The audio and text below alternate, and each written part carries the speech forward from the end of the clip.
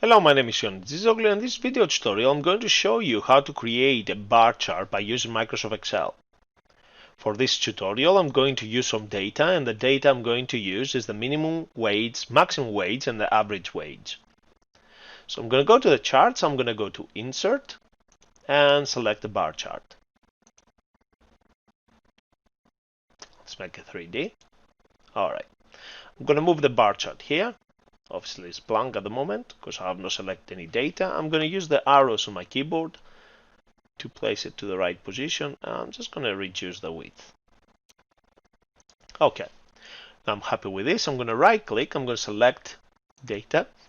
I'm going to click on this option. I'm going to click on payroll, and I'm just going to highlight this information here. Click this option here, click OK.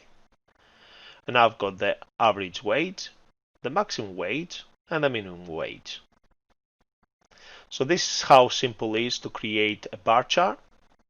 You can always right click, change the chart type, so you can actually change it to something like this. Okay. Or you can actually right click, change the bar chart to something like this.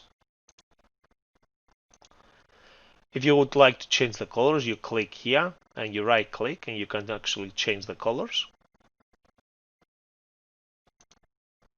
You click, you right click, you change the color. You click, you right click.